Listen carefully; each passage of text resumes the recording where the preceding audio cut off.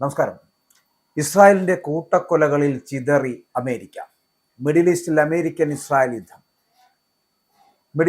American Israel അവിശുദ്ധ കൂട്ടുകെട്ട് പരാജയപ്പെടുമ്പോൾ സഖ്യത്തിന്റെ പൊള്ളത്തരം തുറന്നു പറയുകയാണ് American vice president JD Vance. ഇസ്രായേലിന്റെ കൂട്ടക്കൊലകളിൽ അമേരിക്ക ഞെട്ടിച്ചിതറിപ്പോകുന്നു. അമേരിക്കയിലെ വാഷിംഗ്ടൺ DC-യിലെ വൈറ്റ് ഹൗസിലുള്ള ബ്രാഡി ബ്രീഫിംഗ് റൂം പലപ്പോഴും ലോകത്തെ നിയന്ത്രിക്കുന്ന സാമ്രാജ്യത്വ നയങ്ങളുടെ പ്രഖ്യാപന വേദിയാണ്. 2026 ജൂൺ 18 അവിടെ നടന്ന പത്രസമ്മേളനത്തിൽ American vice president JD Vance നടത്തിയ പരാമർശങ്ങൾ അമേരിക്കയും ഇസ്രായേലും തമ്മിലുള്ള അവിശുദ്ധ സഖ്യത്തിന്റെ ആഴവും അതോടൊപ്പം തന്നെ അവർക്കിടയിൽ പുകയുന്ന ആഭ്യന്തര തർക്കങ്ങളും ലോകത്തിന് മുന്നിൽ തുറന്നു കാട്ടുന്നതായിരുന്നു. മിഡിൽ ഈസ്റ്റിൽ തങ്ങളുടെ സാമ്രാജ്യത്വ അധിനിവേശം നിലനിർത്താൻ ഇസ്രായേലിനെ ആയുധപ്പുരയാക്കി മാറ്റിയ അമേരിക്ക ഒടുവിൽ തങ്ങൾ വളർത്തിയെടുത്ത സയനിസ്റ്റ് ഭരണകൂടത്തിന്റെ ധിക്കാരത്തിന് മുന്നിൽ പരസ്യമായ മുന്നറിയിപ്പ് നൽകേണ്ടി വന്നിരിക്കുന്നു.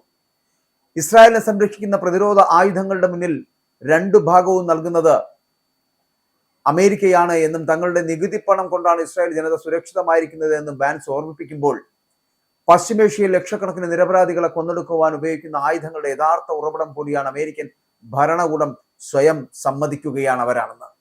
ഇറാനുമായി അമേരിക്ക ഒപ്പുവെച്ച പുതിയ സമാധാന കരാറിനെതിരെയും പ്രാദേശിക വെടിനിർത്തൽ നീക്കങ്ങൾക്കെതിരെയും ഇസ്രായേൽ മന്ത്രിസഭയിലെ തീവ്ര വലതുപക്ഷ അംഗങ്ങൾ നടത്തുന്ന നിരന്തരമായിട്ടുള്ള വിമർശനങ്ങളാണ് അമേരിക്കയെ പ്രകോപിപ്പിച്ചിരിക്കുന്നത്. ബെഞ്ചമിൻ നെതന്യാഹുവിന്റെ മന്ത്രിസഭയിലെ അംഗങ്ങളായിട്ടുള്ള ദേശീയ സുരക്ഷാ മന്ത്രി ഇറ്റാമർ ബെൻ-ഗ്വിർ, ധനമന്ത്രിയായിട്ടുള്ള ബെസലേൽ സ്മോട്രിച്ച് എന്നിവരോട് ഉണർന്ന് യാഥാർത്ഥ്യം മണക്കാൻ വാൻസ് ആവശ്യപ്പെടുമ്പോൾ അമേരിക്കയുടെ പാവകളായി മാത്രം പ്രവർത്തിക്കേണ്ട ഇസ്രായേൽ നേതാക്കൾ യജമാനന്മാർക്കെതിരെ തിരിയുന്നതിലുള്ള അമർഷമാണ് പുറത്തു വരുന്നത്. 9 ദശലക്ഷം ജനങ്ങൾ മാത്രമുള്ള ചുറ്റുമുള്ള രാജ്യങ്ങളെല്ലാം ശത്രുക്കളായ ഇസ്രായേലിന് അമേരിക്കൻ സൈന്യത്തിന്റെ പിന്തുണയില്ലാതെ ഒരു ദിവസം പോലും നിലനിൽപ്പില്ല എന്ന കടുത്ത യാഥാർത്ഥ്യമാണ് വാൻസ് അവരെ ഓർമ്മിപ്പിക്കുന്നത്. ലോകത്തിൽ ഇസ്രായേലിനോട് അനുകമ്പയുള്ള ഒരേ ഒരു നേതാവ് ട്രംപാണെന്നും അങ്ങനെയുള്ള ട്രംപിനെതിരെ തിരിയാൻ ഇസ്രായേലിന് യാതൊരു അർഹതയുമില്ലെന്നാണ് അമേരിക്ക വാദിക്കുന്നതെങ്കിൽ കൂടിയും അമേരിക്കക്കെതിരെ യുദ്ധം ചെയ്യാൻ തയ്യാറാണ് ഇപ്പോൾ ഇസ്രായേൽ. പശ്ചിമേഷ്യൻ മേഖലയിൽ യുദ്ധം നിലനിർത്തേണ്ടത് അമേരിക്കയുടെയും ഇസ്രായേലിന്റെയും സംയുക്ത ആവശ്യമാണ്. കഴിഞ്ഞ 3 മാസത്തിനിടെ ഇസ്രായേലിനെ സംരക്ഷിച്ച പ്രതിരോധ ആയുധങ്ങളുടെ 2 ഭാഗവും നിർമ്മിച്ചത് അമേരിക്കൻ കൈകളാണ് എന്നും അതിനുള്ള പണം നൽകിയത് അമേരിക്കൻ നികുതിദായകരാണ് എന്നും വാൻസ് വ്യക്തമാക്കുന്നുണ്ട്. ഈ പ്രസ്താവനയുടെ മിഡിൽ ഈസ്റ്റിൽ ഇസ്രായേൽ നടത്തുന്ന എല്ലാത്തരം മനുഷ്യാവകാശ ലംഘനങ്ങൾക്കും അന്താരാഷ്ട്ര നിയമങ്ങളുടെ ലംഘനങ്ങൾക്കും പണം മുടക്കുന്ന അമേരിക്കയാണ് എന്ന ആഗോള വികാരം ശരിവയ്ക്കപ്പെടുകയാണ്. ലെബനനിലും മറ്റ് അയൽ രാജ്യങ്ങളിലും ഇസ്രായേൽ നടത്തുന്ന തുടർച്ചയായിട്ടുള്ള ആക്രമണങ്ങൾ മേഖലയെ കൂടുതൽ യുദ്ധത്തിലേക്ക് തള്ളിവിടുമ്പോൾ സ്വയം ആയുധ കച്ചവടം തന്ത്രപ്രധാനമായിട്ടുള്ള മേധാവിത്വം സംരക്ഷിക്കുവാൻ മാത്രമാണ് അമേരിക്ക ശ്രമിക്കുന്നത്. ഇസ്രായേലിന്റെ കടുത്ത യുദ്ധക്കൊതി ഇപ്പോൾ അമേരിക്കയുടെ താല്പര്യങ്ങൾക്ക് വിരുദ്ധമായി മാറുമ്പോഴാണ് ഇരു രാജ്യങ്ങളും തമ്മിലുള്ള ഭിന്നത രൂക്ഷമാകുന്നതും അവർ തമ്മിൽ യുദ്ധത്തിലേക്ക് യാത്ര ചെയ്യുന്നത്. പരസ്പരം നേർക്കുനേർ നിന്ന് യുദ്ധം ചെയ്യുന്ന ഒരു സാഹചര്യം സൃഷ്ടിച്ചെടുത്തിരിക്കുന്നു. ഇറാനെ പൂർണ്ണമായും തകർക്കുക എന്നതായിരുന്നു ഇസ്രായേലിന്റെ അവരുടെ സയനിസ്റ്റ് ലോബികളുടെയും ഒക്കെ പ്രധാന അജണ്ട. ഇതിനായിട്ട് അമേരിക്കൻ സൈന്യത്തെ വിന്യസിച്ചുകൊണ്ട് സംയുക്ത സൈനിക നടപടികൾക്ക് അവർ മുൻകൈയെടുക്കുകയും ചെയ്തിരുന്നു. എന്നാൽ കഴിഞ്ഞ ദിവസം അമേരിക്കൻ പ്രസിഡന്റും ഇറാനിയൻ പ്രസിഡന്റും തമ്മിൽ ഒപ്പുവെച്ച 14 പോയിന്റ് ധാരണാപത്രം ഇസ്രായേലിന്റെ എല്ലാ കണക്കുകൂട്ടലുകളും തെറ്റിക്കുകയായിരുന്നു. കടുത്ത സാമ്പത്തിക പ്രതിസന്ധിയും ആഭ്യന്തര സമ്മർദ്ദങ്ങളും കാരണം അമേരിക്കയ്ക്ക് നാവിക ഉപരോധങ്ങൾ പിൻവലിക്കേണ്ടി വന്നു.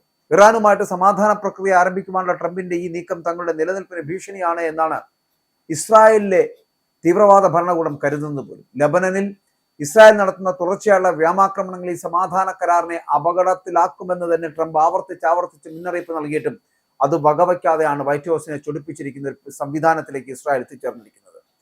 ഒരു വശത്ത് സമാധാനത്തെക്കുറിച്ച് സംസാരിക്കുകയും മറുവശത്ത് ഇസ്രായേലിന് കോടിക്കണക്കിന് ഡോളറിന്റെ മാരകായുധങ്ങൾ നൽകുകയും ചെയ്യുന്ന അമേരിക്കയുടെ ഇരട്ടത്താപ്പാണ് ഈ സംഭവത്തിലൂടെ വീണ്ടും ചർച്ചയാകുന്നതെന്നാണ്.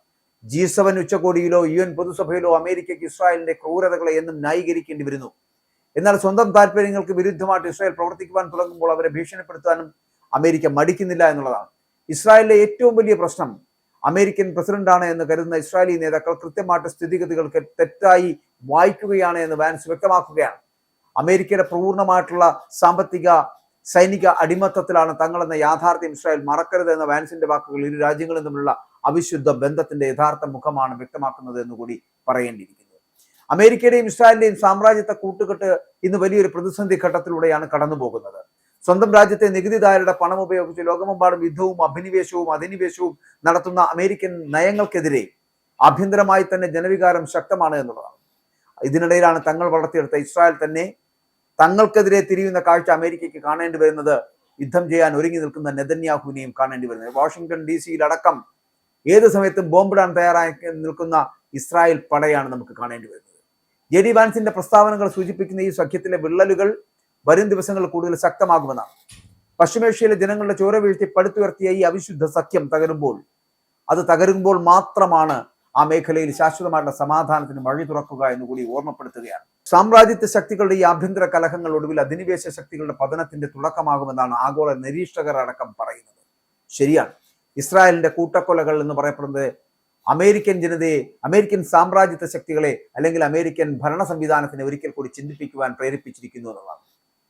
മിഡിൽ ഈസ്റ്റിൽ അമേരിക്കൻ ഇസ്രായേൽ യുദ്ധം ആരംഭിക്കാൻ പോകുന്നു. അതിന്റെ സൂചനകൾ വന്നു തുടങ്ങിയിരിക്കുന്നു.